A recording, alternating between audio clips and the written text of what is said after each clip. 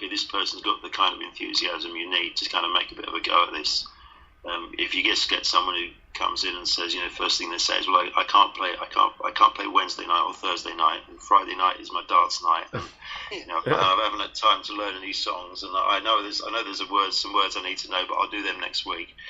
It makes you feel like they're not really, that committed, and that's fine. If everyone in the band is like that, that's absolutely fine. If everyone is just is a bit kind of laid back about it, that's cool. But when you have a few people, I mean, our band is quite kind of driven now. The three, we're kind of really keen on doing a bit more. So I think you need someone to come in who's going to be similar, really. Yeah, definitely, because otherwise it's it's like. You're only as fast as your slowest horse. So people talk about. I can't remember who it was, but in the old days when people were trying to break speed records, and obviously before cars, and they'd put more horses on. Okay, right. To pull the car. Yeah. But actually, you can only go as fast as your slowest horse, right? Yeah. So it doesn't actually help. And it's that theory, I think, for music, isn't it? Yeah, I think that's about right. Yeah. So you need people to be roughly on the same page. Yeah. Yeah, exactly. And if you've all got the same drive and the same motivation, then obviously that's your way to push forward, I guess, isn't it? Yeah. Cool. I'm conscious of time, so Bainesy, are we going to play another track? Oh, you're going to let me talk now? Okay, great. Sorry. We thought you were still sorting the dog out. No, but no, man, I'm just joking around. I'm just teasing. Like I'm honestly just joking around. Oh, I miss you. But yes, we are going to get to another tune. Thank you, Mike. So next one up is one we just mentioned. This one is called Cops and Robbers. Who Killed Nancy Johnson?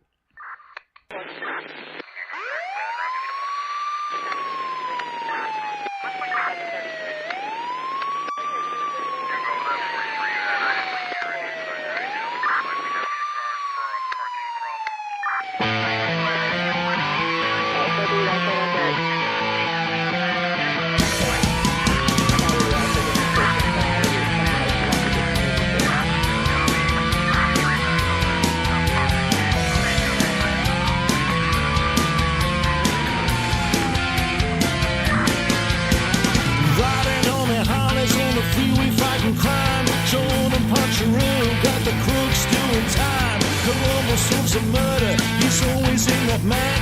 Winds up all the killers cause it keeps him coming back.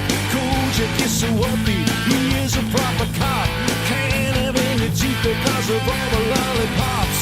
Sweeney come from London, vegan hard as nails. Violent from a copper but he feels it for the jails. Let's play the cops and robbers. Let's play. They're on TV. Let's play. Always on TV. Sherlock Holmes is old school, but what's on my side? Loves his girls and hard drugs, a master of disguise.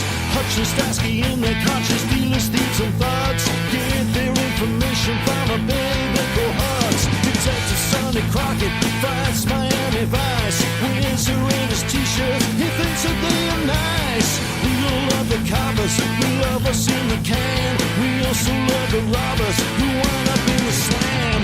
Let's play the cops and robbers. Let's play. They're on TV. Let's play the bad and the ugly. Always on TV. Let's play the cops and robbers. Let's play.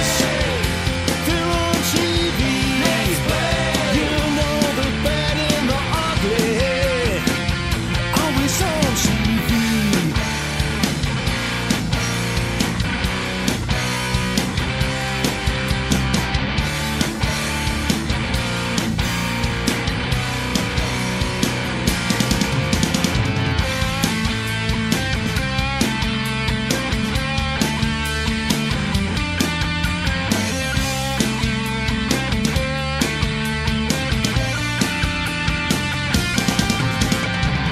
Let's play the cops and robbers. They're on TV. Let's play the bad and the ugly. Always on TV. Let's play the cops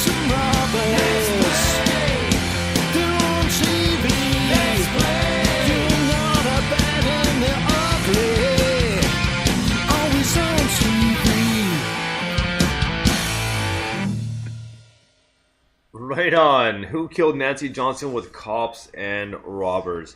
Another cool tune. Now, this one I think for me is kind of lean towards Nevermind the Bullocks, but I love the lyrics and just they're on TV, they're here, they're there, they're pretty much everywhere, right? I mean, not that it's a little rhyme in there, but either way, it was a cool tune. I like the concept of it because for we'll call it somewhat of the older generation, not too old, but older generation, like cops and robbers, that whole thing, right? Whereas the younger generation now, they're like, "What the hell are you talking about?" Do I swipe left or right? So, yeah, I mean, it's every order. That song was written by our old bassist Paul, and that was every kind of reference in there is to TV cop shows that were on kind of in the sort of 70s and 80s. So you've got there's some US shows in there, like Miami Vice and Columbo, and there's some UK shows like The Sweeney. So it's everything's a reference, it's all cultural references. But yeah, it's good fun. It's a good live song as well. Always gets people singing along. Miami Vice. I bet you Don Johnson's bald as hell by now.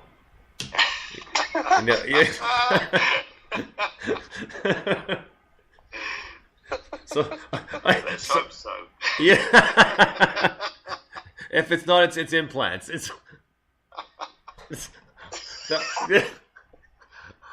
Sorry, I couldn't help with that one. All I think of is just how cheesy that show was, and so it wasn't the best, was it? Oh no. I'm more of a Columbo man, I think. Yeah, so. no kidding. And you know what I just ordered? I've actually ordered some cool stuff on Amazon. And the other day I ordered because I'm watching So Long as one of my favorite shows growing up, and I can't believe my parents let me watch it. Man, I ordered the box set of the 18.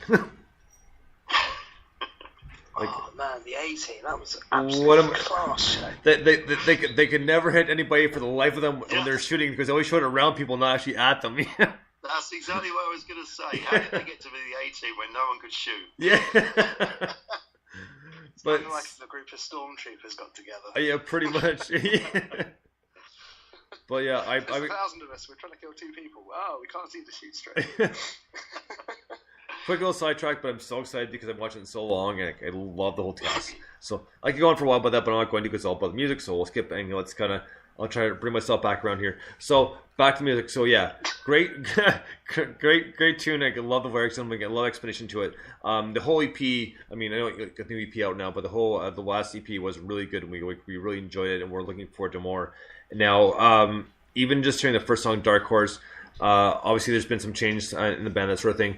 But not just personnel wise, but music wise. I mean, we've noticed like just a little bit of a step up. I think it's a wrong way to phrase it, but it just there's almost like an alteration to music, which is cool. And like, have you guys noticed that, or like was that intentional, or just guys kind of? I think I don't know if it was kind of intentional, but I don't think we kind of set out to particularly changed the sound. I think what happened was that we changed the way we wrote the songs. As I said, we started to write the songs as a group rather than bringing songs in one person had written, and that changed the sound. But also because we had the change in the people in the band had changed, that changed the sound. And I think we wanted to move away from the kind of the structure a lot of the songs were in, which was quite kind of set, quite similar. And just to try and branch out a bit, but keep that aggression. So yeah, it wasn't entirely deliberate. It was partly deliberate, and we've certainly noticed the change ourselves. I mean, we actually prefer playing, the newer stuff now, because it's more interesting to play. It's more challenging to play, and that makes it more interesting. And but it's still kept. We think that kind of energy that you get from stuff like Cops and Robbers, Well, fair enough. I mean, it's just one of those things that like most bands will evolve. I mean, I'm not suggesting like drastic change. I mean, each band is different as how they evolve, like sound-wise, that sort of thing. So sometimes, the drastic can work. Sometimes it doesn't. It all depends on, I guess, dynamic and how kind of far they stray from their original sound.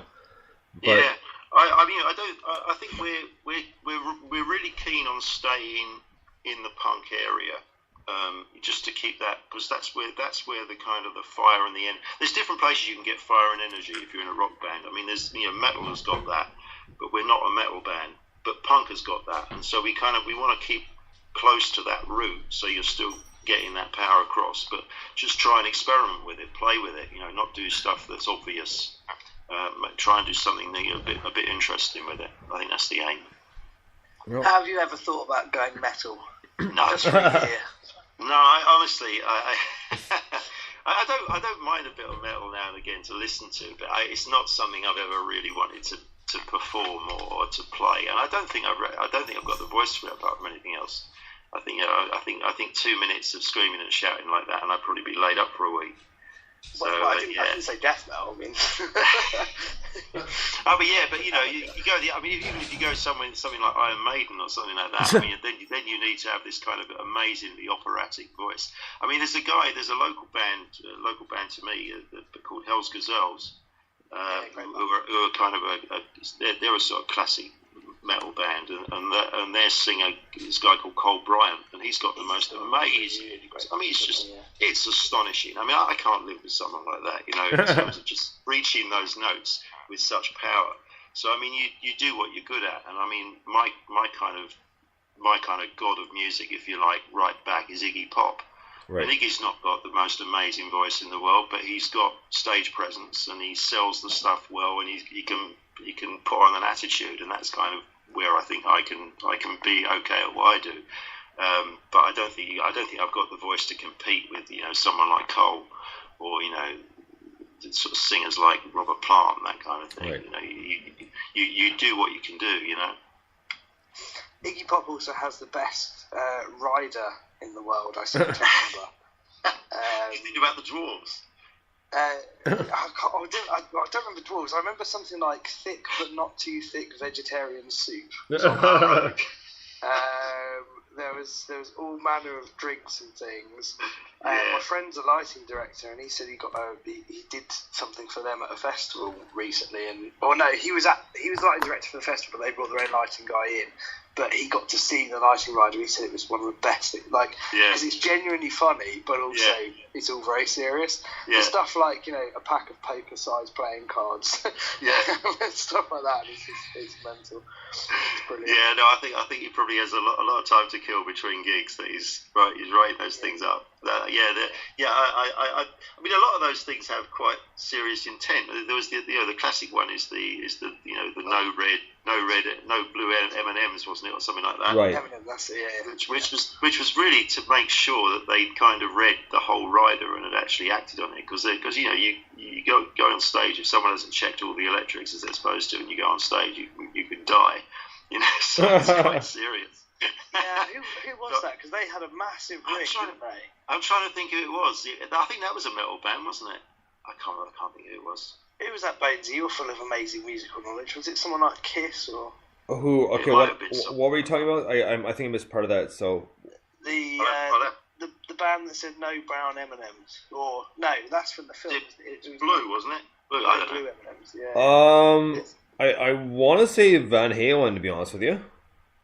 I was going to say them or Motley Crue. Yeah, I can't remember who it was, but whoever it was had this amazing. It was Van. I've just googled it. I've just googled it. It was Van Halen. Aha! I knew about it. And it said the standard performance contract said that they had to be provided backstage with a bowl of M&Ms from which all the brown ones have been removed. So there you go. Yeah, buddy. Thank you. So that. I knew you wouldn't let us down. But yeah, you're right. It was so that if they'd read that and they saw that the bowl didn't have the blue M&Ms in it, they knew that they'd checked all the electrical stuff. That's it. But they knew they'd gone through it very carefully, because if you don't miss that, you won't miss the big stuff. Yeah. But Iggy Pop's is more like corkscrew, so we can open the bottles. And one of them was. Or was it a folding metal chair? And there was a picture of it, a picture of a folding metal chair below, and it said, such as this one, for example. Anyway, let's talk more about you and less about pop, because